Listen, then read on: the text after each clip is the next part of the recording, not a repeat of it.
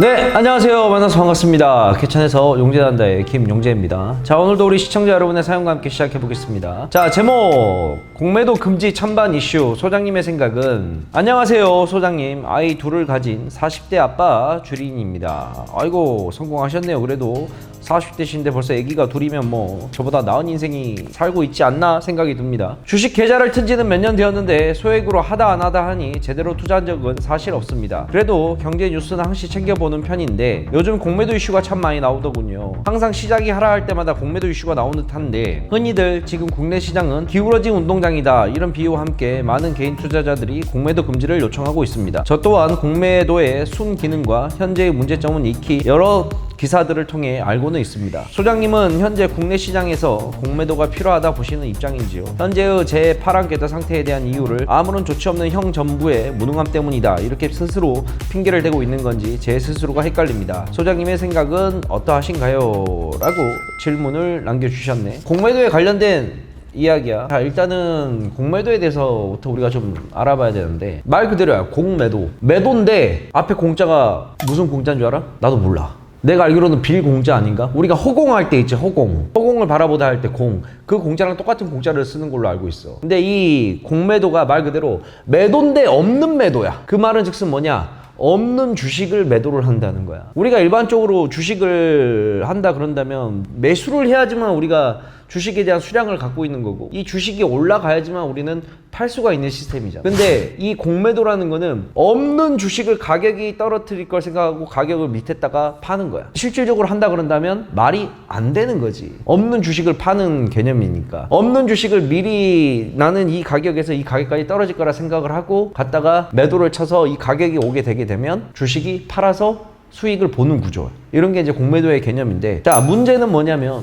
이 공매도라는 게 과연 우리에게 있어서 이 주식시장을 어느 정도까지 과연 우리한테 영향을 미칠 것인가, 이거에 대한 이야기는 굉장히 분분하게 많은 편이지. 근데 일반적으로 우리 개인 투자자들이 느끼기에는 공매도가 굉장히 부적합해. 왜? 주식을 갖다가 팔아야지만 매도가 돼야지만 떨어져야지만 돈을 버는 구조다 보니까 시장이 올라가는 거를 계속해서 막는 역할을 하는 것도 있고 그 다음에 또 떨어질 때는 더 많이 떨어지게 하는 기폭제 역할을 하는 것도 있고. 근데 이 공매도가 실질적으로 나눠서 본다 그런다면 원래대로라면 사전적 의미라고 본다 그런다면 공매도의 좋은 기능들은 실질적으로 뭐가 있느냐? 순기능. 예를 들어서 칼의 순기능은 뭐야? 부엌 칼의 순기능, 자르는 거, 요리할 때 쓰는 거, 이건 순기능이지. 자, 그럼 부엌 칼의 악기능은 뭐야? 위협이 될 수가 있고 흉기가 될 수 있다는 거. 그렇지. 똑같은 거야. 어떠한 현 상황에 대해서 장점이 있을 수가 있고 나쁠 수가 있고 이거는 결국 누가 쓰기 나름이야. 이 칼을 어떻게 이용할지 이용하는 사람의 마음에 따라 달라진다는 거야. 자, 공매도도 마찬가지야. 공매도의 순기능은 뭔 줄 알아? 공매도의 순기능은 시장이 이 주식의 가격이 너무 과평가되지 않게끔 잡아주는 거야. 예를 들어서 어떠한 주식이 있는데 연 매출이 한 100억밖에 안 하는 회사야. 근데 이 연 매출 100억 하는 회사가 시가총액이 3천억이라고 치자. 그럼 이건 너무 과도하게 평가가 된 거지. 그럼 사람들은 어떤 생각을 하겠어? 야, 이건 너무 많이 올라갔는데? 이거는 이 기업의 가치에 비해서 너무 많이 폭등이 되어 있는데? 야, 이거는 떨어져야 돼. 제 가격으로 돌아와야 돼. 그러기 위해서는 어떻게 되겠어? 공매도로 쳐가지고 떨어지게 되는 가격에다 베팅을 거는 거에다가 공매도 물량이 나올 수가 있단 말이야. 시장의 정상적인 주식의 가격의 가치를 너무 과도하게 올라가지 않게 잡아주는 역할이야, 이게. 그 다음에 두 번째는 또 뭐야? 시장이 하락이 나오게 되면 아무도 투자를 안 하겠지. 시장에 돈이 안 돌 거 아니야. 하락장이 계속해서 나올 건데 누가 미쳤다고 거기다가 돈을 집어넣고 투자를 하겠어? 손해보고 뻔한데. 근데 공매도가는 시장이 하락할 때도 돈을 벌 수 있는 기회를 만들어주기 때문에 시장에 돈이 유입이 될 수 있는 그림을 짜준단 말이야. 이해가지? 이런 게 이제 공매도의 순기능이야. 근데 방금 말했다시피 칼을 누가 쥐냐에 따라서 이게 순기능을 할 수가 있고 역기능을 할 수가 있는데 공매도의 본래 목적은 이러한 순기능을 갖고 있는 건데 실질적으로 이 순기능을 이용하는 사람들이 있냐? 라고 봤을 때 주식시장에서 이 공매도의 순기능을 이용하는 사람보다 역기능을 이용하는 사람들이 더 많다고. 과도하게 그냥 계속 매도 때려버리는 거야. 그러면 올라가야 될 시장이 불구함에도 안 올라간다는 거야. 이거는 꼭 어느 정부에서나 다 마찬가지야. 여당이 잡든 야당이 됐든 정권이 바뀌든 아니면 현 정부가 유지가 되든 내가 지난 20몇 년간 주식시장을 쳐다보면서 이 공매도에 대해서 강력한 조치를 하는 정부를 단 한 번도 본 적이 없어. 이거는 거의 정부하고 상관없이 금융감독원의 역할인데 금융감독원이 거의 그런 부분들을 안 해. 왜냐하면 그걸 왜 안 했냐면 과거에는 동안에는 주식에 대한 관심이 지금처럼 높지가 않았기 때문에 사람들이 뭔 말을 하든 이거는 소수의 의견에 불과했어. 그나마 공매도가 좀 풀리게 되고 뭐하고 하는 부분은 요즘 뭐 때문에 이렇게 좀 우리가 힘을 받냐, 주식 투자 인구가 예전에 비해서 굉장히 많이 올라왔기 때문에 이제는 사람들이 이 공매도의 순기능보다 역기능에 더 많이 문제가 있다는 걸 발견하고 그것에 대해서 다 이슈를 내고 한 목소리를 내니까 그나마 최근에 들어서 금융감독원이 이야기를 조금씩 풀면서 공매도를 개인도 할 수 있게끔 좀 풀어주는 거지. 근데 이 공매도를 개인들이 풀어준다는데 개인들이 다 할 수가 있냐? 절대 안 돼. 퍼센테이지로 보게 된다 그런다면 전 종목의 한 2% 수준도 안 돼. 참고로 일본이나 미국 같은 선진국 같은 경우에는 개인들의 공매도 비중이 거의 내가 알기로는 한 20% 정도까지 올라가 있는 걸로 알아. 근데 우리나라는 아직도 멀었다는 거지. 그러면 이거를 우리가 역으로 생각해야 돼. 정부에서는 금융감독이든 어디거든 주가가 떨어지게 되면 개인들이 하나같이 공매도 금지 이걸 얘기를 하게 되면 주가가 제일 떨어졌을 때 바닥에 대한 신호가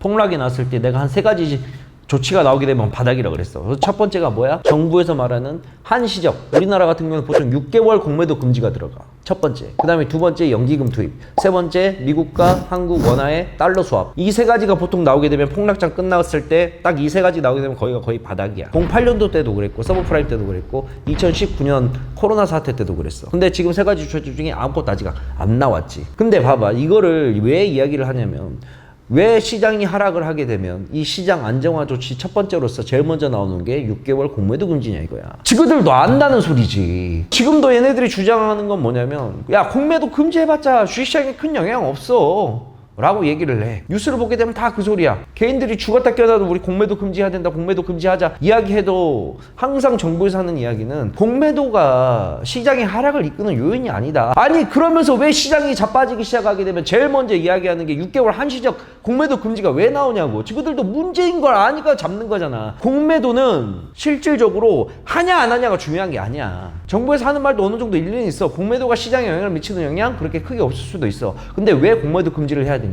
바로 투자 심리 회복을 위해서야. 무슨 말인지 같이 투자 심리를 회복시켜야 돼. 이론적인 것과 감성적인 건 다른 거야. 근데 물론 금융시장이 이론적인 것들도 있겠지만 감성적인 요인도 굉장히 많이 들어간다고. 이 감성적인 요인은 뭐야? 투자 심리가야. 작년 재작년에 시장 미친 듯이 올라갈 때 코로나 때문에 실물 경제는 완전히 박살났는데 왜 금융시장이 올라가겠어? 시장이 올라가니까 사람들이 너도 나도 시장에 다 뛰어들었기 때문이잖아.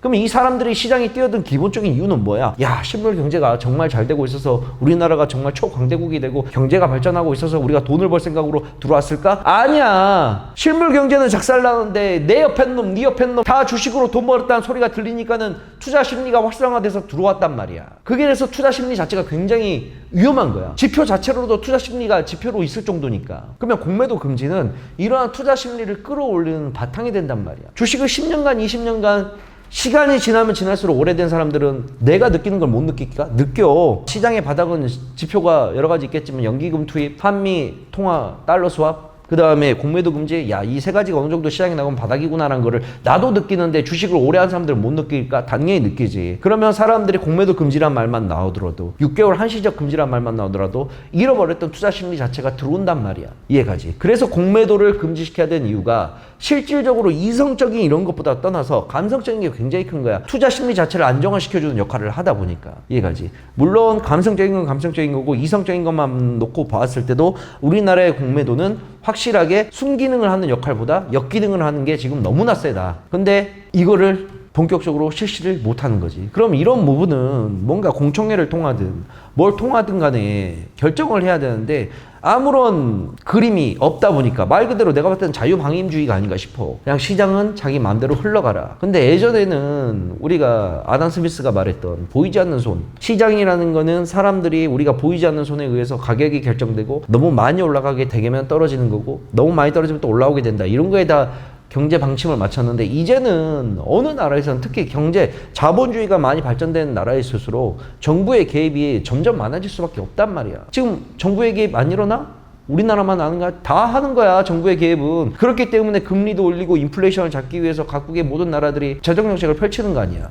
그 재정정책의 발전에는 뭐가 있어? 안에는 금융정책이 있거든. 근데 지금 이 시장이 고점에서부터 여기까지 떨어지는 동안 우리나라가 했던 조치는 뭐야? 딱 하나밖에 없어. 금리 인상. 그건 어쩔 수 없이 나오는 조치이고. 그러면 떨어지는 시장 자체를 잡아주기 위해서 뭔가 시장에다가 불안 요소를 좀 잠재워주고 투자 심리 자체를 안정화시킬 수 있는 대책들을 좀 내놔야 될 거 아니야. 그게 가장 많이 나오는 게 바로 공매도 금지라는 이야기인 거지. 이해가지? 그래서 공매도 금지는 나는 지금 당장 나와야 된다 생각을 해. 우리가 경제 대국이라고 우리나라가 부르는데 우리나라가 어떻게 경제 대국이야? 우리나라는 저 후진국이야. 잘 먹고 잘 사는 문제를 떠나서 경제 대국이라는 거는 금융시장이 정말 튼튼해야 돼. 이 금융시장에서는 우리가 말하는 주식시장만 들어간 게 아니라 모든 삶에 밀접한 것들이 다 들어가 있단 말이에요. 은행의 시중금리, 그 다음 대출, 이런 것들이 다 어울려서 금융시장이 만들어지는 건데 이 금융시장을 지금 놓고 본다 그런다면 가장 대표적인 지수가 종합주가 지수, 코스피와 코스닥 지수인데 우리나라가 경제대국에 들어가는 코스피와 코스닥 지수만큼 되냐고. 명함도 못 내밀지.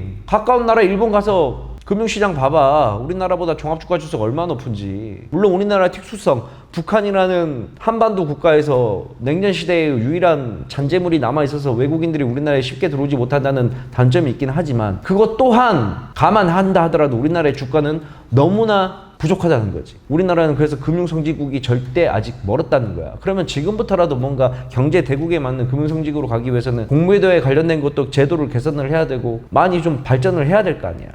그래서 일단은 형의 생각은 기본적으로 공매도 금지는 이루어져야 된다고 생각을 해요.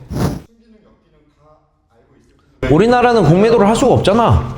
개인들이 공매도를 할 수가 없어. 말했잖아. 하는 종목들은 한정되어 있다고. 그나마 그것도 최근에 풀어줘서 그런 거였고. 자, 1000개의 종목 중에서 우리나라의 공매도 개인들이 할 수 있는 걸 만약에 100개라 친다. 외국은 우리보다 10배, 20배, 30배 더 많다는 거지. 개인 보유 종목 갖고 있는 것들, 공매도 칠 수 있는 것들 있어? 찾아봐. 없어 거의. 있으나 마나 유명무실한 거야. 그러니까는 선진국과 우리나라하고 차이가 있을 수밖에 없지. 아니 똑같은 바닥에서 똑같이 돈 갖고 싸움하는데 얘는 상방 하방 다 먹을 수 있는데 나는 상방만 먹을 수 있어. 그게 무슨 공평한 게임이야. 안 그래? 떨어져도 내려가도 우리도 먹을 수 있게끔 해달라 이거지. 이해가? 그래서 중요한 건 뭐다?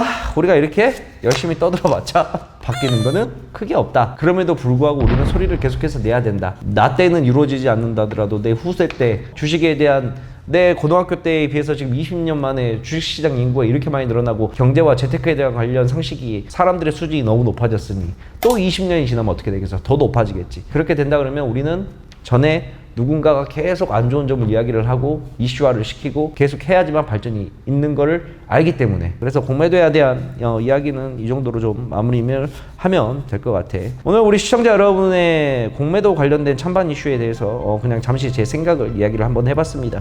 생각에 대한 차이는 다 달라요. 물론 저의 생각이 100% 맞는 것도 아니고 또 저하고 반대되는 생각을 갖고 계신 분들도 계실 거고 또 저와 똑같은 생각을 하고 계시는 분들도 있을 거고 이것 또한 그냥 저의 개인적인 의견이니까 또 이거에 대해서 또 댓글에 중냐 사냐 댓글 남기시면 안 돼요. 하나의 의견으로만 놓고 봐야 됩니다. 아시겠죠 우리 시청자님들. 자, 오늘은 여기까지 하고 다음에 다음 사연으로 만나도록 하겠습니다. 안녕. 사연 신청은 아래에 남겨주시면 되겠습니다.